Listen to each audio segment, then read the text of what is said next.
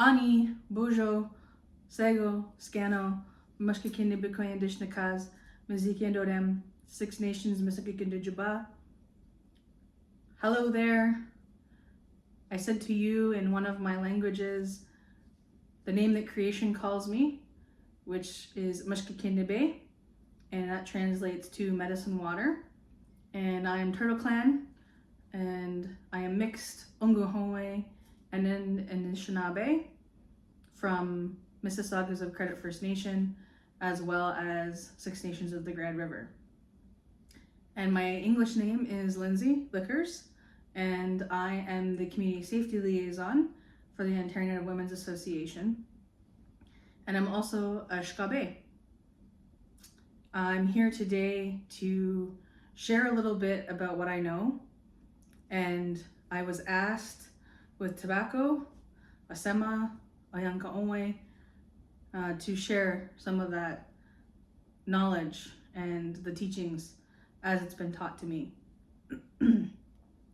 So prior to coming to Onwa, I did a lot of work in the area of frontline crisis and harm reduction, as well as supporting individuals who were facing homelessness, as well as experiencing violence, particularly exploitation.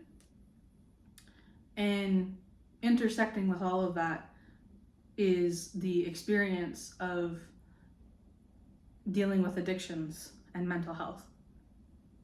So I was asked with the tobacco to share what I understand about addictions and mental health from a traditional perspective. So I remember when I was really getting into, trying to approach the issue and provide the services and the support, from a cultural perspective for our brothers and sisters on the streets and dealing with this issue. How do we actually do that in a good way? Because what we were finding was a lot of the language was about fixing people, right? And fixing people, having the mentality and the outlook of our people in that way would imply that we're broken, right? It would imply that we're not doing something correctly, that we're not falling in line with the expectation of wellness. So we started to ask questions, and I especially, what does that mean? Because something in that never sat right, in the work we were doing. And the experiences and the stories that were being shared to me. And I always felt like there was something more to it than that. So I took the time to ask, and what was shared with me was walking the path of a helper. And, what the process of healing looks like for Indigenous people, and why is it so different from Western ways of looking and approaching the world, right? And one of the first things that I learned and was taught was this understanding and this idea to respect and honor the spirit in all things, and especially the spirit and the medicine that we all carry.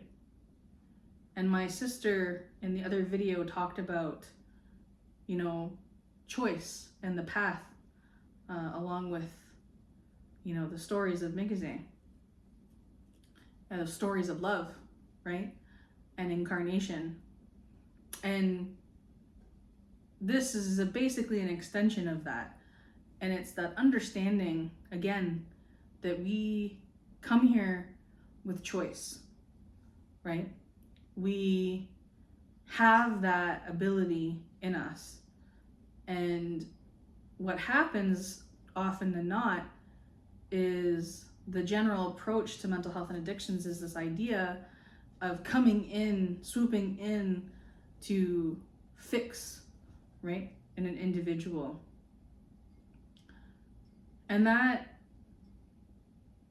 sometimes what that does is it's getting mixed with, and the border and the borderline, the boundary is a little blurred as to where, your compassion is, to where then you pass over into control. Okay? So the way I was taught was, as helpers and as healers, right? People that do healing work and support our community members in healing ceremonies and those types of things, we have to be mindful of that boundary. Not just for ourselves, right? Because again, it's part of that respect of the spirit, respect of the medicine. So it's a respect for yourself, but also it's a respect for that person's medicine and that person's spirit. So when we do those things, really what we're doing, the best approach from a traditional perspective, a cultural perspective, is to clear the path, right? Provide things on the path, options, things that encourage choice, and allow individuals to navigate and experience the journey that all of us have chosen to take. And some people's journeys are going to be different. Some people's journeys are going to be very challenging. And that was also difficult for me to understand because, without getting into too much detail, I myself have also struggled with addictions and mental health and, generally navigating in the world as an Indigenous person. It's very heavy down here, right? And some of the things that we've gone through, and even just things we've gone through as a people throughout history, it was hard for me to come to terms with that because I asked the question, why would we choose to do that? Help me understand. So a healer mentor of mine, he told me that it's difficult, right? It's definitely hard to understand why we would do these things. But the most powerful thing is that we do have to have people walk those paths so that they can then show how to move through those difficulties for other people. So this goes back to this idea that the way we approach mental health and addictions from an Indigenous perspective, from a cultural perspective, is not this sense of looking at our brothers and sisters as less than, as judgment, right? As people that need fixing, but more people that need to be reminded of that power, of that sacredness, of that medicine, right? That they carry. Because what we don't often do enough of is celebrate someone's journey that have gone through those experiences, because they become the leaders, they become the teachers, they become the healers, right? They know best how to get through that. But that also comes again and loops back around to this idea of non-interference, right? Of honoring that person's path, not trying to get in front of them to lead them as if it's your path, right? And it's hard. It's definitely hard work as helpers, as healers, as people working to try to support people, even in your own family. It's hard to watch, but that's where we can rely on those teachings and go back to this understanding that they do have choice, and we can be there for people when people are ready, right? And oftentimes we hear this saying in our community when it comes to cultural harm reduction, trying to support people in these positions, and we hear this idea of we meet people where they're at, right? That's a very complex thing for a lot of people to understand. But for Indigenous people, that all goes back to our teachings, right? again, of honoring that person's sacred journey that they're here to experience. And us as helpers, as brothers, as sisters, as community, as family, a part of our job is to be there, support, be there for when someone asks, be there to be open and share and be compassionate, but also be there and respect and honor that individual, right?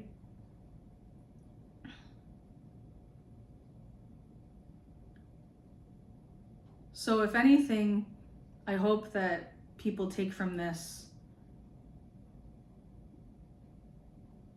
that it's difficult and we shouldn't feel bad for wanting to help, right? But also recognizing that some of the most magnificent transformation comes from empowering people, comes from empowering and reminding and reflecting back to those individuals that are dealing with this issue, with these struggles, that they are capable, right? They're capable, they have all the things that they need.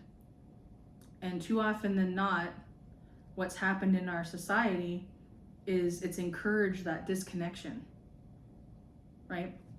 That was another part of the teaching that was shared with me, was this idea of addictions. You know, why do people turn to it? Why do we turn to those things? Part of it is historical. Part of it was intentionally introducing communities to these things. Alcohol as an example, right? And that was a distraction method. And again, if you look at the root of it, it's to disconnect, right? And what often happens now with addictions is also this, we have to understand that more often than not, people turn to addictions as a way to soothe, right? Because we have to remember that a lot of the ways that we used to take care of each other, the ways that we would take care of ourselves, the way that we would take care of the land even, was taken purposefully. And what was replaced was the substances, was the alcohol, was the harmful ways, unhealthy ways of coping to help soothe us, right? And from a traditional perspective, the way that it was explained to me was what's happening actually is the spirit, when substances are, depended upon for that soothing, for that that coping, what's happening is that disconnection is actually our spirit residing just outside of us. It never leaves us, right? But that connection, that clear path between, our meat suit and our spirit inside, it gets fuzzy. It's kind of like static, right? So if there's a disruption, the two can't work together. So that's the way that I was taught, was to understand that process and to understand that part of our role as helpers is to help alleviate some of that static. And the way we do that is to remind people of who they are, remind people of their strength, and not to look down on them, right? And again, step into that role of providing the supports, being there, being ready to be there when someone makes the choice that they want different, that they want to be connected again. And then supporting that person to walk that part of the path again, because it can be scary as well, right? For a lot of people, we go through the process of rebuilding safety in ourselves. And that's scary, right? Because for a long time, due to trauma, our bodies and our mind's perception become unsafe, right? And without the healthy coping, without our family as well healthy enough to be able to wrap that blanket around us to, bring back and offer that support, it's challenging. But that's why that non-interference, that understanding of boundaries, is actually a loving thing. And it's some of the hardest work. But those are the teachings that really helped me understand, how can we make change? How can we help guide people back to their spirit, to their home? How do we help people create and regain that sense of safety inside? There's many ways, but the main thing to understand is we should always take that approach of meeting people where they're at, honoring their path, even if it's hard for us to look at, even if it's hard for them to look at, right? And holding that space. So with that, I'll say miigwech now, and I hope it provides you with a better understanding from a traditional perspective, of how to do the work and also how to care for ourselves, because that's very important as well.